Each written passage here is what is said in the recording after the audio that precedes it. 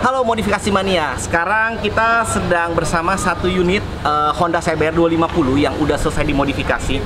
Modifikasi yang kali ini dilakukan ini sedikit simple tapi dengan konsepnya yang sedikit garang, dan modifikasinya ini juga bisa dikatakan cukup mewah ataupun cukup ekstrim. Kenapa? Karena dari total kaki-kaki ini semua sudah kita lakukan. Untuk tampilan body ini hanya menggunakan airbrush, menggunakan warna hitam, tapi untuk modifikasinya ini sangat istimewa. Kita lihat untuk spek modifikasinya. Mulai dari modifikasi di bagian depan, tentunya sudah tidak asing lagi kalau sekarang banyak modifikasi yang kita lakukan, yaitu mengenai di bagian depan, terutama di bagian lampu. Karena di bagian lampu sendiri memang istimewanya kalau setelah lampu menyala, biasanya motor ini akan terlihat berbeda. Sama seperti kendaraan roda 4 di mobil.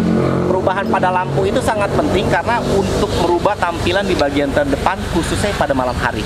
Di bagian depan ini sudah dimodifikasi dengan proyektor yang dipasang di dua bagian, kiri dan kanan, sehingga pada malam hari sinarnya pertama juga lebih jelas, lebih terang, dan juga tampilannya akan lebih bagus dan berbeda tentunya pada malam hari. Nah, dan juga di bagian kaki-kaki ini sangat istimewa sekali. Kenapa di bagian kaki-kaki ini? Karena sudah diganti total untuk modifikasinya. Yang pertama, perubahan pada offset don depan.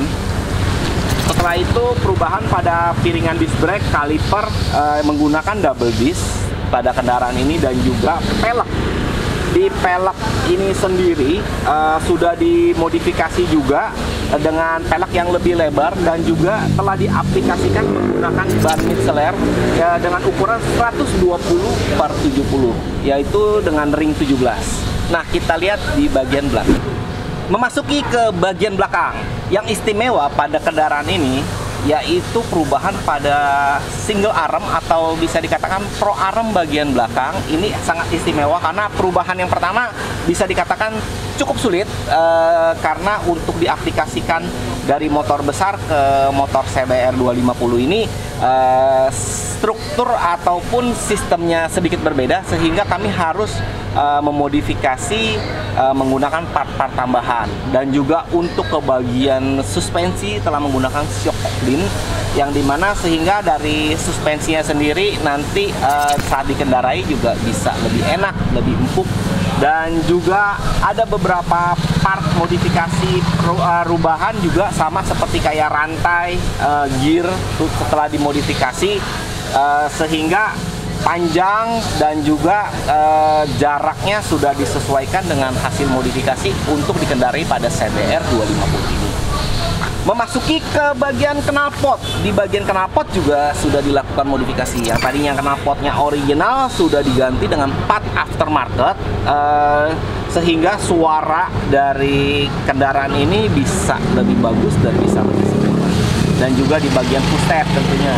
Di bagian push tab biasa sudah dimodifikasi dan sudah disesuaikan dengan posisi saat kita duduk, sehingga nanti di saat kita mengendarai kendaraan ini bisa jauh lebih baik dan lebih nyaman tentunya. Total dari keseluruhan ini memakan waktu modifikasi kurang lebih hampir 2 bulan, 1 bulan lebih lah, kurang lebih 1,5 bulan dari perubahan kaki-kaki hingga ke pengecatan.